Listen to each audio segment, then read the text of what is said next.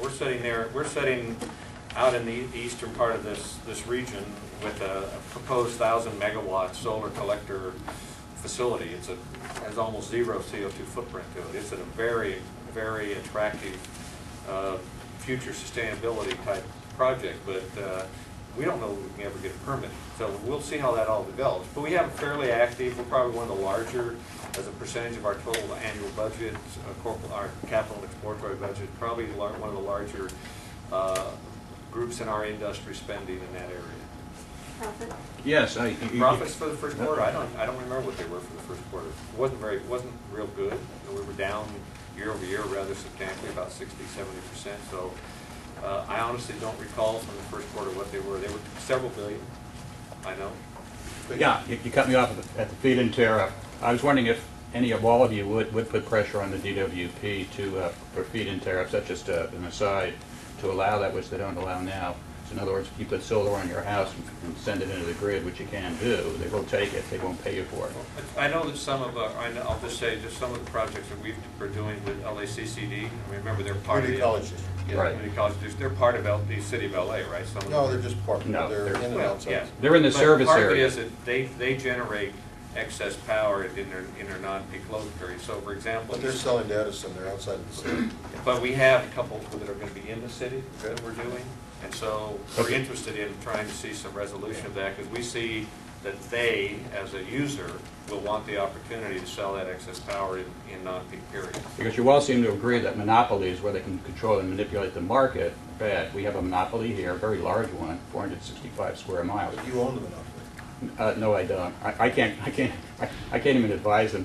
But to get, as an aside, on the feed-in tariff, you mentioned about a parity, I think, in remuneration, whatever the phrase was. In other words, that they would get back the same amount that the utility is charging for power, if I understood you correctly. But that won't work because, say, to put in solar or wind, the ramp-up costs, they would simply have to get, for instance, let's say the utility is charging 20 cents a kilowatt, 12 cents a kilowatt to the consumer, and you're saying if you put in a solar or wind-powered, that the owner of that should get 12 cents a kilowatt, but they won't put it up because it's more expensive, much more expensive. So the question is, right. So when you mean parity, do you mean exactly that, or what it actually costs them with a good profit, normal profit? Well, I actually disagree. I believe that even a small profit incentive for a consumer is enough to have them. I don't know if anybody read Home Power magazine. But how many read Home Power magazine? It's actually, for reference, it's available for free online. Yeah. And it's been a staple of the solar movement for over 25 years. But every issue they have these solar bandits, and they're people who get on top of their house and they put a sock over their head and they cut eye holes in it, and they show themselves. Remember, I'm videotaping this. So they show themselves putting their solar panels on their house and hooking them into the meter. And what they're doing is they're feeding that electricity back into the grid with no parity pricing. In fact, they're not getting paid anything for it. And in fact, they're losing money. So here, you see these radical people on the very fringe of this movement saying, look, I'm going to put solar panels on my house, whether you pay me for them or not, because I see the benefit to society. Now, hard to think of these people as bandits. Maybe I should put one over my head, because I come here for free and do this stuff. In the space that we're in, this is what it's come to. Renewable Robin. It is a renewable Robin Hood. So if you look at that kind of analogy, you go, my God, people are actually willing to do that. What would it be like if it were sanctioned? If they got money for it? If the more you put on your house, the more money you got back? It radically changes. In the economies that this happens in, it is fast to market. These technologies are very fast to market. And they get smaller, and they get more usable, and it gets plug and play, and all of a sudden you've got smart houses that are talking to each other in an interconnected grid. And it doesn't take a lot of incentive. It really doesn't. It doesn't. You just have to let the cap off the market. Who's got a great question? You're going to leave it up to me? There is one thing about this that I get very concerned about, which is that the standards be equal all the way across the board, which is particularly Rob was mentioning earlier about the inability to buy a domestically produced solar panel. Well, so what happens is that solar panels are either made in a very high-tech environment that is, essentially a clean room that is equivalent to what you would make a silicon computer chip in. And it's the same technology, okay, to make a silicon computer chip or a silicon chip that goes into a solar panel on the roof of your house.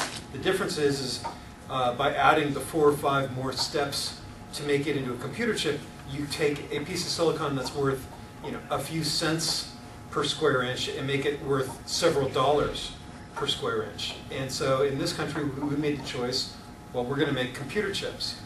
And in other countries, they, particularly China, they make the solar panels. So what has happened is that making a solar panel is an incredibly dirty process. It's also incredibly energy intensive. You get these huge kilns that you have to heat up to, close to 1,000, actually it's 1,200 degrees Fahrenheit, which is, I forget what it is, Celsius, but to melt and purify the silicon. So what happens is that you're taking energy that you want to be generating in California, on your home in California, but the grid in California is much cleaner than the grid in China.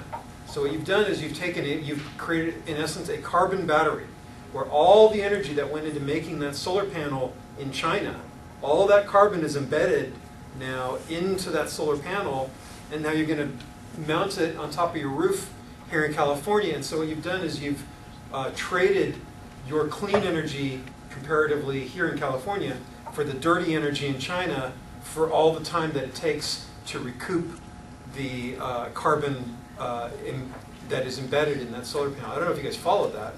I don't know if I explained it so well, but basically you're doing a transfer of carbon to China. And that, for a company like Chevron that wants to install several hundred megs in California of solar, it doesn't work out for them. It doesn't work out for the state of California. It doesn't work out for you as consumers, because what we want to have is that the cleanest energy source wins, not only monetarily but also in terms of availability, in terms of their ability to make that install. That's kind of what you're talking about in terms of permitting. They want to get credit for the stuff that they do here in California, but also for the stuff that they do in Thailand. And what we want to not give anybody credit for is then turning around and saying, okay, well, we'll just buy the dirtiest piece of hardware we possibly can from the place where there's no oversight and no regulation, and then we'll install that in California and claim that we're making a difference, because it doesn't work that way. It's a life cycle issue. Right. It's very much a life cycle it's a global issue. Everything we issue. do with carbon, we have to think on a life cycle basis, and that's what we're all learning. And we're trying to understand it better so that we can look at the life cycle and decide where best to try and put the value, whether it's in the manufacturing side or the installation side or any other part of it. Those are some of the hard choices you have to make. So